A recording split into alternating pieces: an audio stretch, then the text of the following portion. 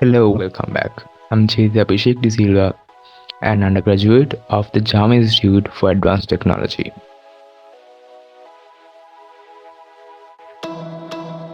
Welcome back with the question series of Database Management System 1, and today I'm here with the question set number 12. In this question set also we continue the same database that we started creating in the question set number 11, the DB name Next Mobile DB. So then today I'm using the same ER diagram as we have to continue the same database. In the first question, it tells to create a custom table to register customers for this software. Follow the instructions below to create this table.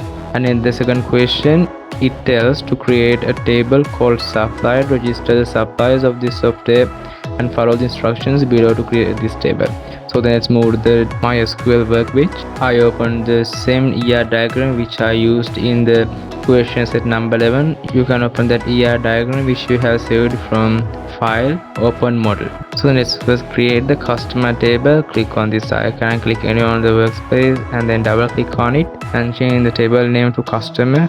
And then the first column, customer ID with the data type int, and then let's make it the primary key and give it the increment. And then the first name column with the date type varchar and length 45, and then the last name column with the date type varchar and length 45, and then the gender column with the date type varchar and length 10, set it to 10, and then the number column with the date type varchar and length 45, and then the spread 1 column with the data type varchar and length 45, and then the spread 2 column with the date type varchar and length 45, and then the city column with the date type varchar and length 45, and then the contact number column with the date type varchar and length 10, set it to 10, and then at last the status column with the date type varchar and length 1, set it to 1. And we have created the customer table with the primary key as customer ID and the relevant column. So then let's move to the second question, which tell us to create the supply table. So then click on this icon, click anywhere on the workspace and double click on it, and then change the table name to supplier, and then the column name, the first column, as supply ID with the date type int, and let's make it the primary key and let's give it auto increment.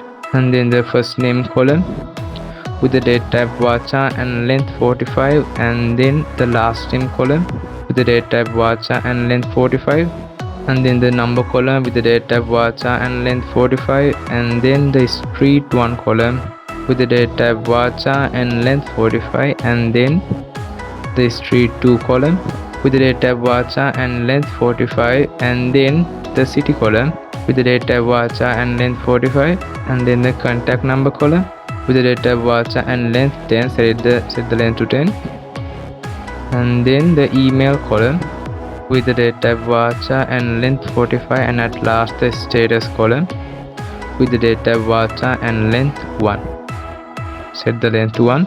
So now we have created the supplier table as well with the primary key as supplier ID and the relevant column. So then let's synchronize this database. Click on database and synchronize model. Click on next, and then here to next. Here check whether they have selected the relevant database, and then click on next, and then next again, and then here to click on next, execute, and then close. We use the synchronize model to update the database that we have created earlier. So then let's move to the Hades software to see whether our database has updated. Here is the Next Mobile DB database, and here are the two tables by the name customer and supply that we have created. So then let's meet with the next question set number 13. So then bye for now.